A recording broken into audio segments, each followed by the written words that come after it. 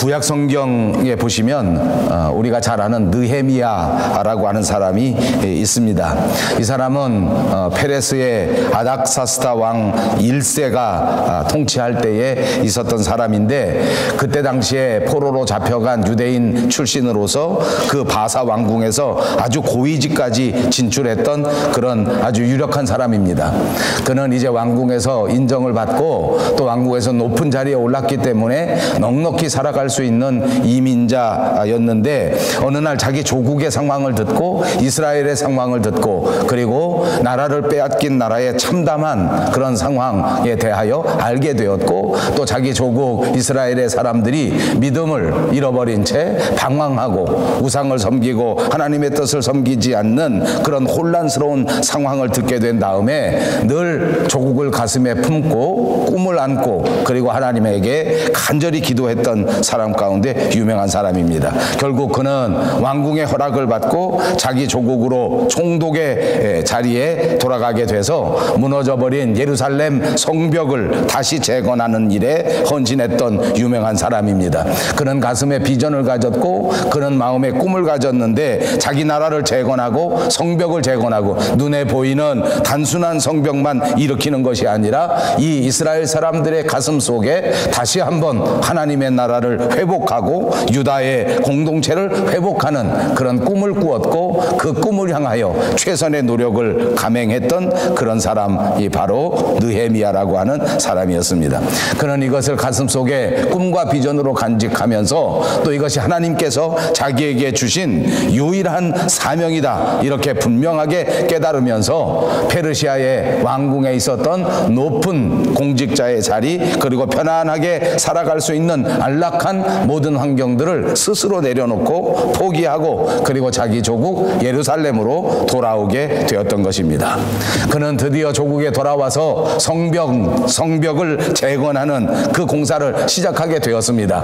황망한 아주 열악한 환경 속에서 다시 한번 이 성벽을 재건하게 되었는데, 다른 사람들이 볼 때는 초라한 환경이요, 다른 사람이 볼 때는 좋은 환경을 포기하고 온 것이지만 자기는 사명감 가운데 돌아왔기 때문에 이 느헤미야의 마음속에는 정말 뜨거운 감격이 있었고 하나님을 향한 감사의 마음이 있었습니다. 환경은 나빴지만 그 꿈과 사명으로 불타올랐던 이 사람의 마음에는 감사가 넘쳐나고 기쁨이 넘쳐나는 그런 순간이었습니다.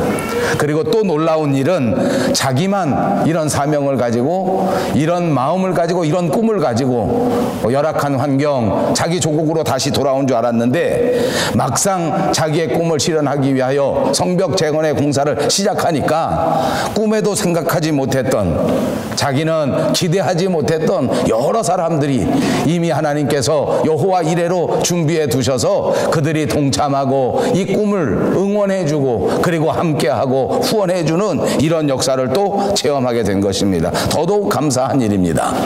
그러나 여러분, 이런 일만 있는 것은 아니었습니다. 이런 사람들만 있는 것은 아닙니다.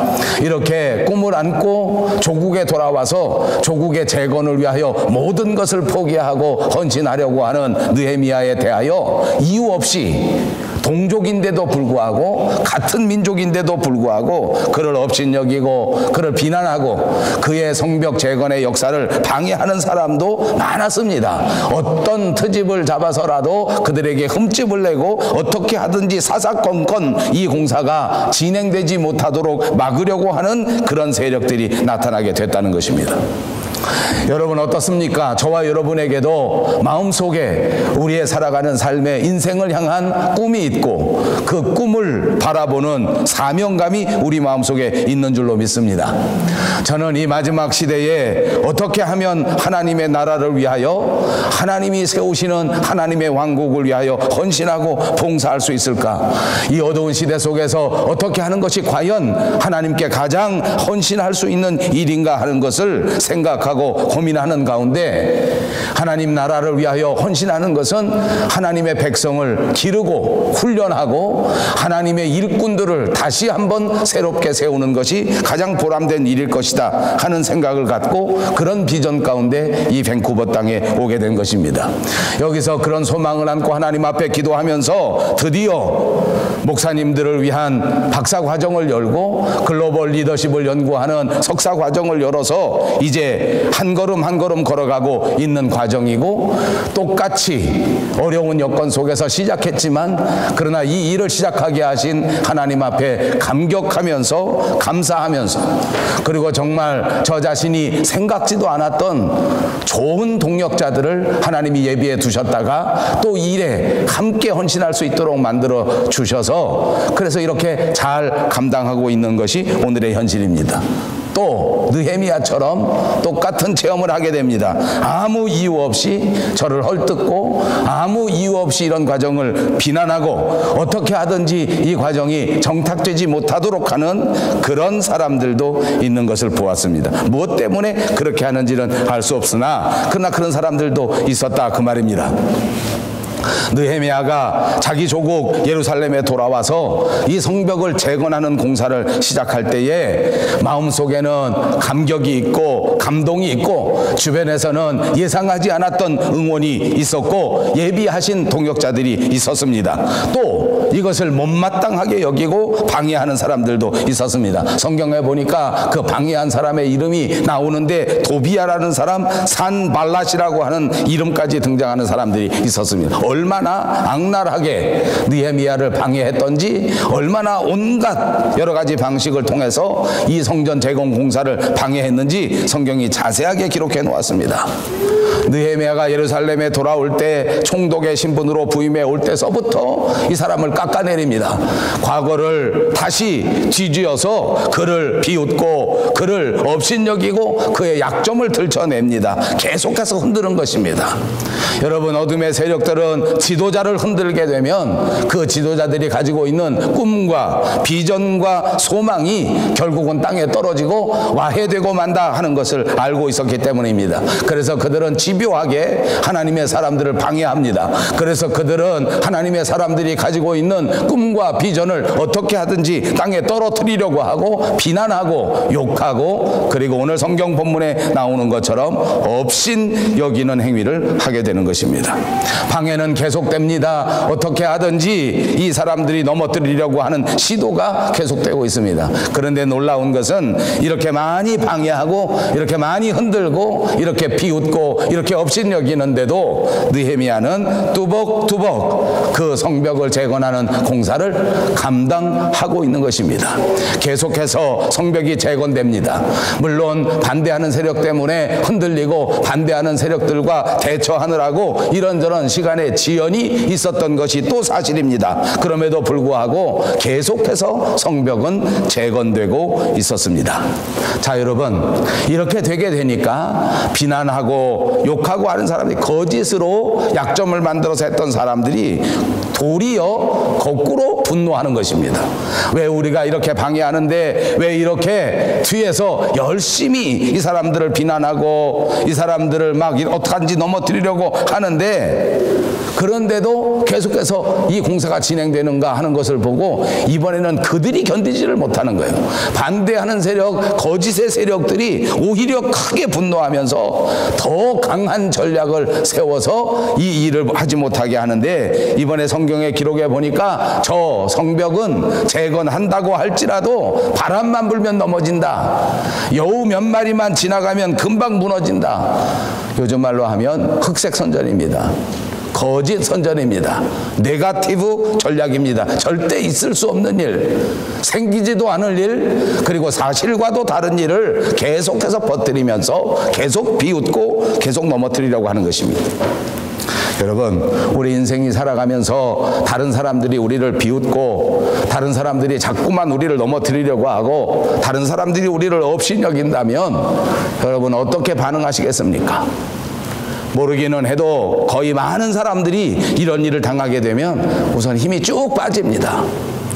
열심히 꿈을 가지고 일을 하려고 하는데 비전 가운데 사명을 감당하려고 하는데 이유 없이 업신여기고 이유 없이 비웃는다고 하면 낙심할 수밖에 없다 그 말입니다.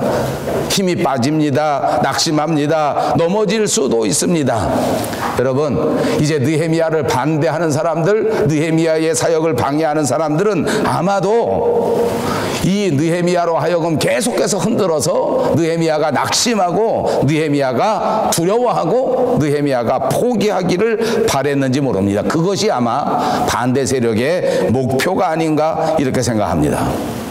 여러분, 사람들이 이렇게 계속해서 자기를 비웃고 또 이유 없이 자기를 넘어뜨리려고 하고 업신여기고 사실이 아닌데도 불구하고 계속해서 적대한다고 하면 어떻게 하겠습니까?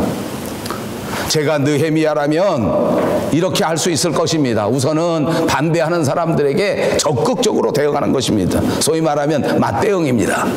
반대하는 사람들을 불러 토론회도 하고 반대하는 사람들과 똑같은 방법으로 해야 된다고 말이에요. 그렇다면 가장 적극적인 것은 느헤미야가 공사를 우선 멈춰놓고, 공사고 뭐고 이게 중요한 게 아니니까 이 반대하는 도비아나 산발락 같은 사람과 일전 전쟁을 벌이는 것입니다. 이 사람들을 적극적으로 대응해서 완전히 무너뜨려버리고 해야 되겠다. 거짓된 세력은 완전히 죽여버리고 그리고 다시 내 사명을 감당해야 되겠다. 이렇게 반응할 수 있다는 말입니다. 그렇습니다. 이렇게 상대방이 우리를 넘어뜨리려고 하고 업신여기고 비웃는다고 하면 하던 일을 멈춰두고 그리고 그들과 적극적으로 대응할 수 있는 방법이 있습니다. 그러나 이것은 아까도 말씀드린 것처럼 어떻게 보면 도비아나 산발락 같은 반대하는 세력이 마음속에 진짜 원했던 일인지 모릅니다. 그들의 목적은 성벽이 재건되지 않는 것입니다. 그들의 목적은 어떻게 하든지 이 지도자를 흐트러뜨려 버려서 이 백성들이 구심점을 잃어버리고 도무지 믿음을 재건하는 일을 전혀 하지 못하게 하는 게 그의 목적입니다. 그러니까 아마 느헤미야가 적극적으로 대응을 한다고 하면 그러면 이미 상대방의 전략에 말려드는 것입니다. 하던 일을 그만두고 전쟁을 시작하면 그러면 마음은 후련하게 될지 모르고 우리가 혹시 다른 사람들의 박수를 받을 수 있을지는 몰라도 그래도 이것 자체가 어둠의 세력에게 말려든 것이요 그들의 목적을 달성시켜주는 일이라. 그들은 어찌하든지 전쟁을 하든지 그러지 말든지 간에 무조건 성벽 공사가 그쳐지기 때문에 그들은 환호하면서 박수칠 일이라 그 말입니다. 자, 우리가 살아가면서도 이런 일을 당합니다. 우리도 이렇게 저렇게 대응할 수 있는 방법이 여러 가지입니다. 적극적으로 대응할 수 있는 방법이 있습니다. 소극적으로 대응할 수 있는 방법이 있습니다. 때로는 어떤 경우에는 적극적으로 대응하는 것이 좋습니다. 무슨 일이 벌어졌을 때 잘못된 비웃음, 잘못된 모함, 잘못된 업신여김 이런 일을 당했을 때 그냥 두지 말고 적극적으로 대응해서 그 문제를 조용히 만들 수 있는 길이 있다 그 말입니다. 그런가 하면 좀 소극적으로 대응할 수도 있습니다. 또 아예 대응을 하지 않는 경우가 있습니다. 그냥 놔두면 저절로 시간이 지나면 해결될 일이기 때문에 오히려 내가 대응함으로써 더 문제를 복잡하게 만드는 경우가 많다 그 말입니다. 제가 목회하면서 신앙생활 해보니까 우리 신앙의 일에 있어서는 적극적으로 대응하는 일보다는 소극적으로 대응하는 것이 지혜로울 때가 많다 하는 생각을 가지고 있습니다. 물론 이것은 성경이 말하는 것은 아닙니다. 제가 여러분에게 드리는 말씀입니다. 참고해서만 들으십시오.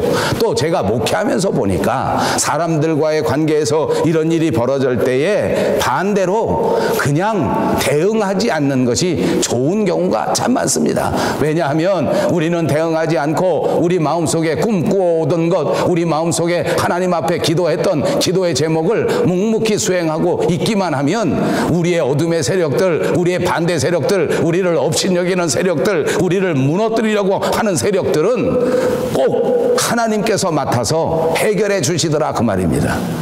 사랑하는 여러분, 여러분의 삶의 현장 속에서 언제나 함께 하시고 여러분을 돌보시고 여러분을 사랑하시는 주의 성령의 역사하심이 여러분의 대적하는 어둠의 세력, 여러분을 억울하게 하는 나쁜 세력, 여러분을 흔들고자 하는 마귀 사탄의 세력들을 반드시 대적하셔서 무너뜨려 주실 것을 믿으시기를 주님의 이름으로 축복합니다. 여기 느헤미야도 소극적으로 대응했습니다. 전쟁을 하거나 적극적으로 이 사람들과 더불어 논쟁하거나 하지 않았습니다. 그냥 적당히 대응했습니다. 그들이 아주 무력으로 침범하지 못하도록 보초를 세우고 군사를 편성해서 여기저기 그 사람들을 경계하게 만든 다음에 자기 주된 자기의 힘은 계속해서 자기의 사명을 감당하는 성벽을 재건하는 일에 온전히 투신했다 그 말입니다. 계속 성벽을 재건합니다. 계속 모든 일꾼들이 함께 자기의 비전을 이루는 일에 전력을 기울입니다. 조금만 양보해서 조금만 사람들을 포함해서 그들이 최소한도로 상대방을 대적할 수 있도록 대응할 수 있도록 그렇게 했단 말입니다. 얼마나 지혜로운 것인지 모릅니다. 참 잘한 일입니다. 느헤미야가 이렇게 감당할 수 있었던 것은 그 느헤미야의 마음속에, 그 느헤미야의 생활 속에 하나님을 향한 믿음, 하나님을 향한 확신이 있었기 때문이라고 믿습니다.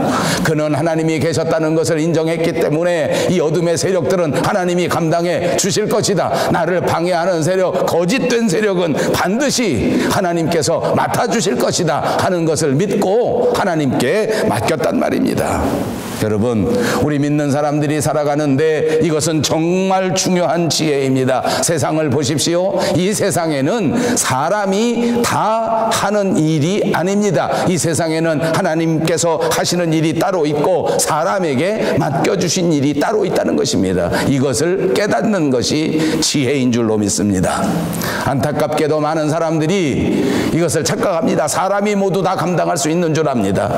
사람이 사람의 인생의 행복을 좌우할 수 있는 것으로 착각합니다. 사람이 돈을 많이 모으면 사람의 생명도 늘릴 수 있을 것이라고 착각하는 사람들도 있습니다. 돈을 투자하고 시간을 투자하고 과학을 투자하면 영원토록 죽지 않고 건강하게 살 수 있다고 착각하는 사람들도 얼마나 많은지 모릅니다. 아닙니다.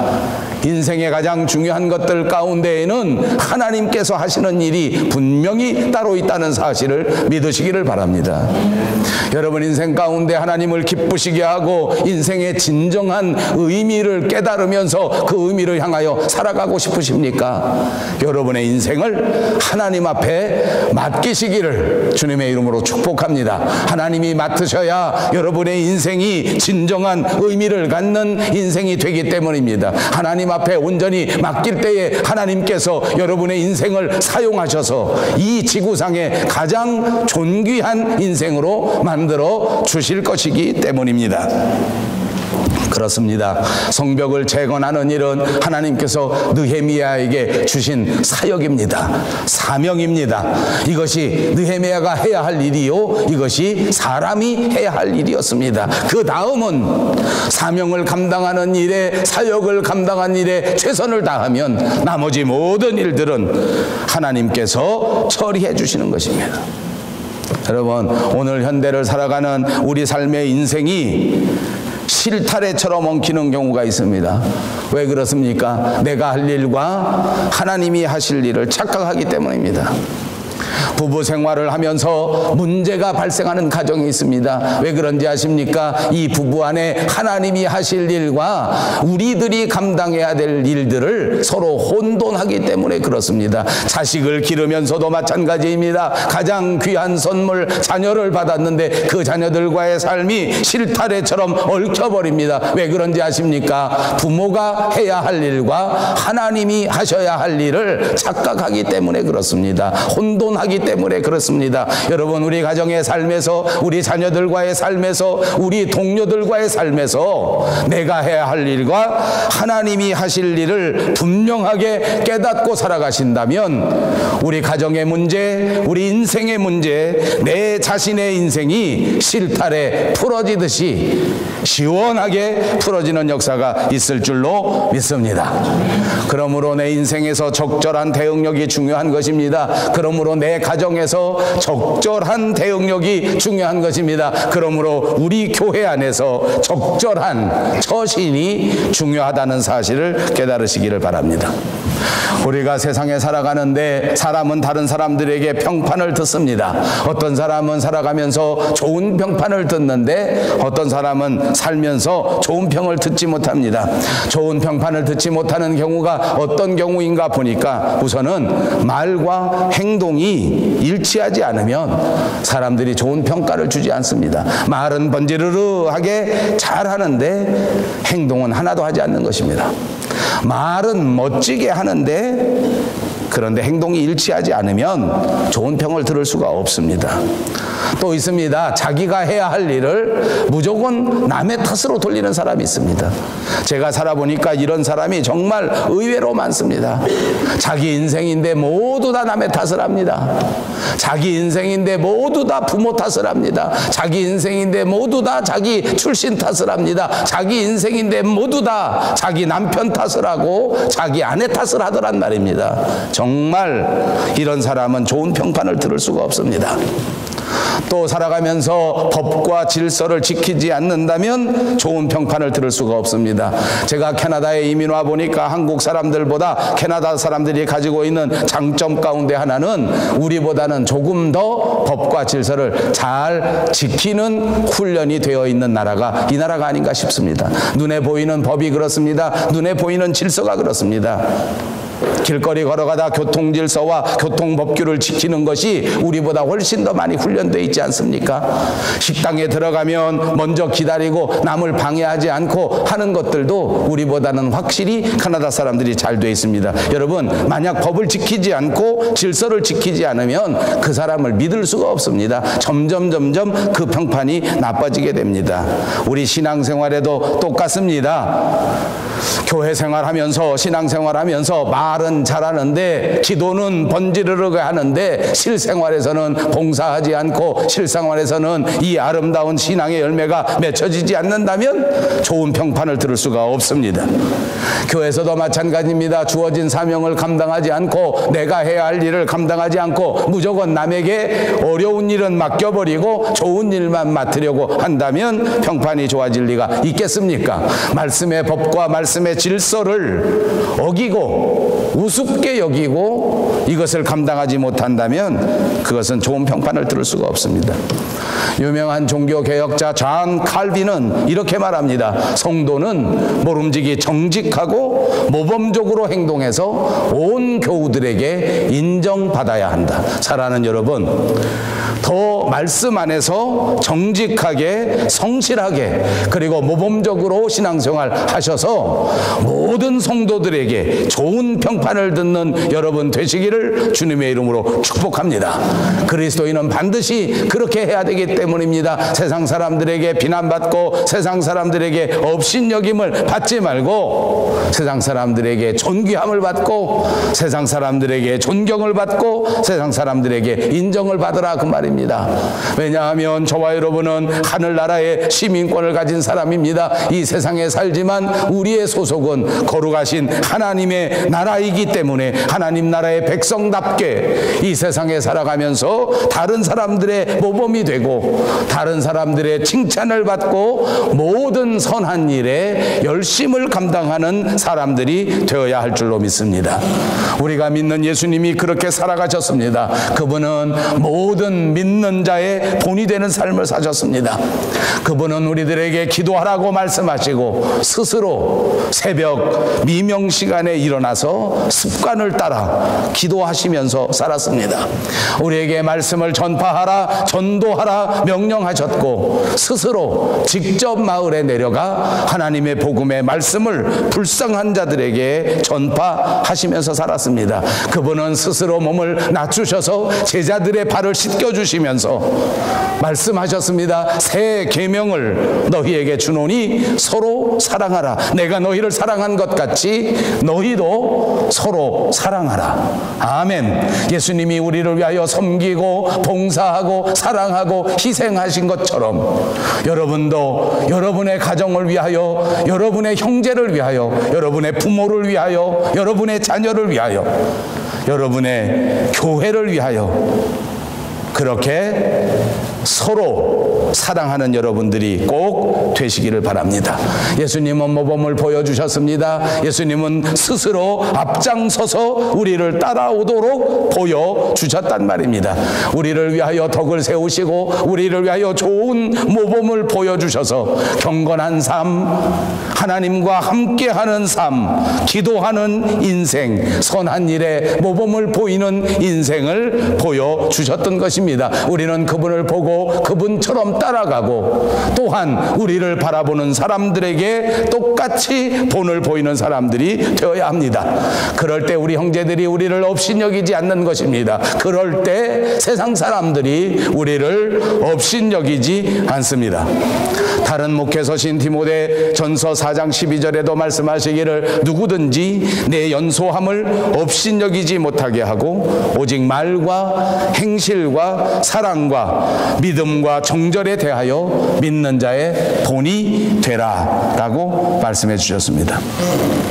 여러분, 구약성경 창세기 12장에 보면 유명한 아브라함의 이야기가 나옵니다. 아브라함이 어느 날 애굽 땅에 내려가게 되었는데 그 애굽 나라에 들어갔을 때 그 애굽 나라 사람들이 자기 와이프인 사라, 너무 예쁜 자기 아내 사라를 보고 아마 욕심이 나서 이 사라 여자를 뺏어가려고 자기를 쳐서 죽이지 않을까 생각해서 자기 아내를 아내라고 말하지 말고 누이라고 말해라 이렇게 시켰습니다. 여러분 기억하시지요?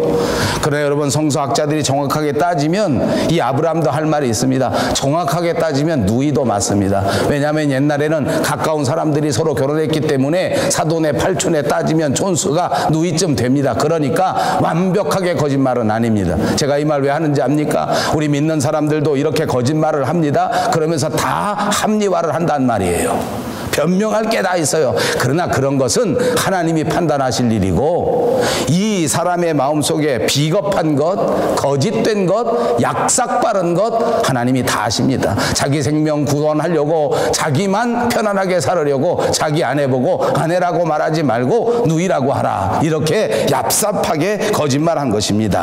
함정을 팠습니다. 자기가 판 함정에 자기가 스스로 빠집니다. 자기 생각처럼 이 여자 자기 아내가 얼마나 예쁜지 애굽 땅에 가니까 애굽에 있는 사람들이 다 보고 좋아하는 것입니다. 애굽의 왕이 보니까 이 여자가 얼마나 예쁘게 생겼는지 이게 누군가 했더니 아이 부담도 없게 다른 사람의 아내라고 하면 내가 부담스러워서 그렇게 안 할 것인데 누이라고 하니까 얼른 그 사라를 취하게 됐던 것입니다. 하나님은 그때까지 그대로 버려두셨습니다. 그러나 이 사례를 데리고 간 애굽의 왕에게 하나님께서는 분명히 경고를 하십니다. 그렇게 하지 못하도록 만드셨습니다. 결국 그는 하나님 앞에 거짓을 만들고 하나님 앞에 함정을 파서 얍삽한 수를 썼는데 자기 아내를 뺏기는 곤궁에 빠지게 되고 그뿐만 아니라 애굽의 왕이 나중에 이 사실을 알게 되지 않았습니까? 그때에 아브라함을 불러다가 야단을 치는 것입니다. 네가 어째서 이런 짓을 했느냐? 네가 만약에 아내라고 했다면 내가 이런 파렴치한 짓을 하지 않았을 것인데 네가 누이라고 거짓말했기 때문에 내가 남의 아내를 취하는 파렴치한이 되지 않았는가 하고 야단을 치는 것입니다. 여러분, 하나님 섬기는 사람이 이방 사람에게 이런 일을 당한다. 얼마나 부끄러운 것이냐. 얼마나 부끄러운 것인가.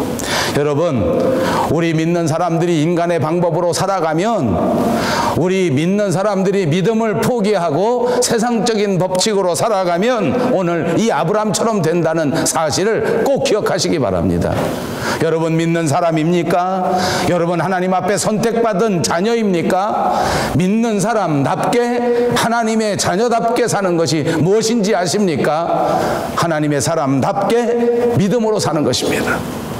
세상의 법칙으로 사지 마십시오. 세상의 법칙은 적당히 속여도 괜찮습니다. 이 순간만 넘어가면 괜찮습니다. 그러니까 자기 이득을 위해서는 안 해도 누이라고 말하는 것입니다. 내가 이권이 있다고 하면 무조건 이권으로 선택해서 가는 것입니다. 그러나 그렇게 살다가 오늘 이런 수치를 당하고 이런 업심여김을 당한다는 것이 교훈입니다. 사랑하는 여러분, 우리는 믿는 사람입니다. 우리는 하나님의 자녀입니다. 하나님께서는 우리를 사랑하셔서 당신의 독생자 예수 그리스도를 이 땅에 보내주시고 그분의 피를 우리를 위하여 대신 값으로 지불해 주시고 그리고 하나님의 기업으로 저와 여러분을 선택하시고 사 주신 것입니다. 우리는 하나님 앞에 이와 같이 고귀한 존재란 말입니다. 이처럼 하나님의 아들을 희생하여 대가를 치를 만큼 존귀한 존재라는 사실을 믿으시기를 바랍니다. 그러므로 분명히 하나님께서 존귀하게 여겨주신 저와 여러분은 이 세상에 살아가면서 존귀하게 살아가야 된다는 것입니다. 지난 강의 시간을 통해서 지나간 본문에는 우리가 어떻게 살아가야 하는가 하는 것을 교훈해 준 적도 있습니다. 여러분 기억하실 것입니다. 늙은 남자는 절제하고 경건하고 근신하고 믿음과 사랑과 인내하는 데 있어서 온전하게 살아라 하고 말씀하셨습니다. 늙은 남자는 남자의 어른을 말하는 것입니다. 다시 한번 기억하십시오. 절제하면서 사는 것이 그리스도인의 삶입니다. 경건하면서 사는 것이 세상을 향하여 업신여김을 당하지 않는 것입니다. 여자 어른은 어떻게 살라고 하였습니까? 거룩하게 살라고 하였습니다. 참소하지 말라고 하였습니다. 많은 술의 종은 되지 말라고 하였습니다. 그러므로 젊은 여자들을 가르칠 수 있을 만큼 자격을 확보하라고 말씀하시지 않았습니까? 꼭 그렇게 살아가시는 여자 어른들이 되시기를 바랍니다. 젊은 여자는 이렇게 살라고 말씀하셨습니다.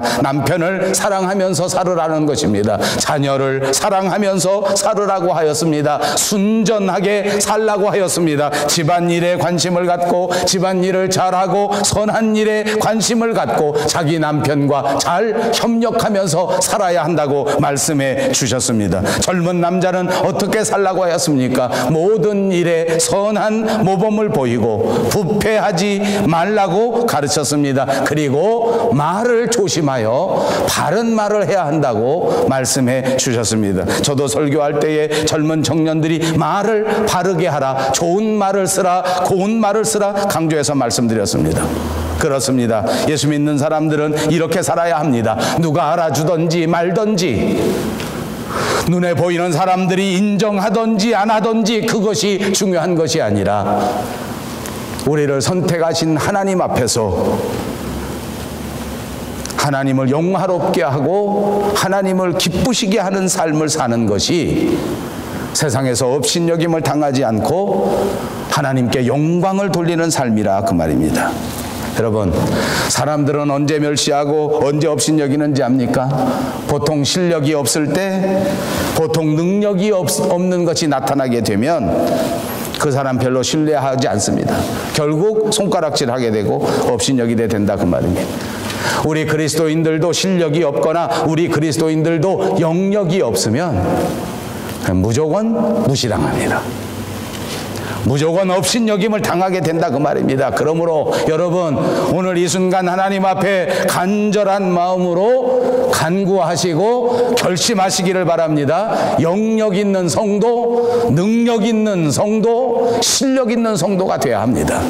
그래야 세상 사람들 앞에 인정을 받습니다. 그래야 믿음의 사람다운 대접을 받을 수 있습니다. 그래야 하나님을 기쁘시게 하는 삶을 살아갈 수 있는 줄로 믿습니다. 로마서 14장 8절에 보니까 우리가 살아도 주를 위하여 살고 죽어도 주를 위하여 죽나니 그러므로 사나 죽으나 우리가 주의 것이로다.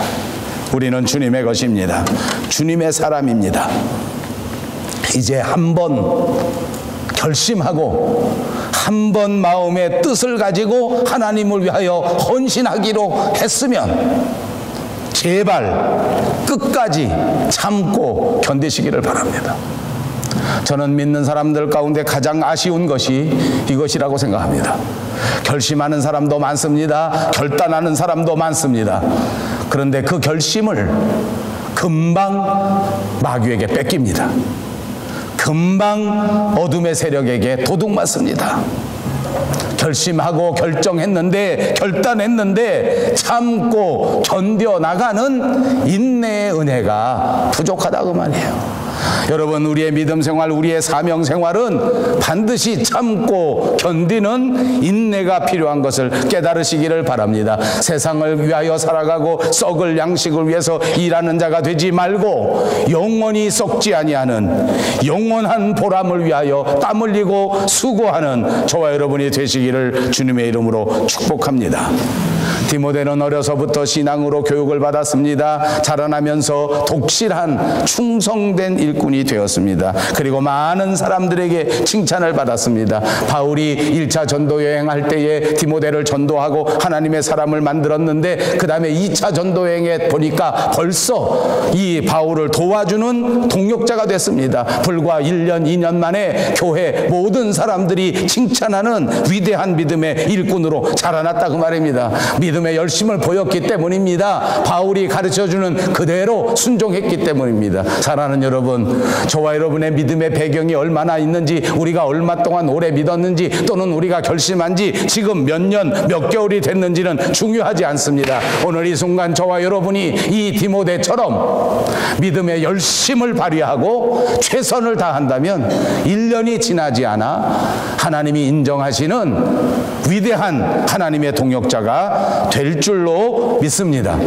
바울도 그러지 않았습니까? 예수 믿기 전에는 바리새파 교인이었습니다. 바울도 그랬습니다. 예수 믿기 전에는 하나님 믿는 사람들을 찾아서 얼마나 심하게 박해했는지 모릅니다. 그런데 그가 예수님을 영접하고 사도가 되고 난 다음에 그는 인생 전체를 바쳐서 하나님 앞에 충성하기로 결심합니다. 그리고 인생 전체를 놓고 하나님 앞에 간절히 기도합니다. 그리고 나서 그는 인생의 모든 것을 통틀어 주의 사명을 감당하는 일에 그야말로 열심을 다했습니다. 다른 어떤 제자들보다도 더 많이 일했습니다. 다른 어떤 제자들보다도 더 많이 봉사했습니다. 신약 성경 무려 13권이나 되는 성경책을 기록했습니다. 아시아와 유럽을 통틀어 그 어떤 사람보다도 많은 지역에 전도하고 많은 지역에 하나님의 교회를 세우고 드디어 모든 사람들이 두려워하는 로마에까지 가서 하나님의 복음을 당당히 증거하는 위대한 하나님의 사도가 되었습니다.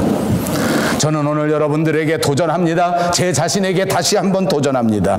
우리는 하나님 앞에서 믿음을 선물로 받은 사람입니다. 이제부터 우리가 가지고 있는 모든 능력을 전심전력하여 우리의 진보를, 우리의 발전을, 우리의 능력을 하나님 앞에 보여야 할 것입니다.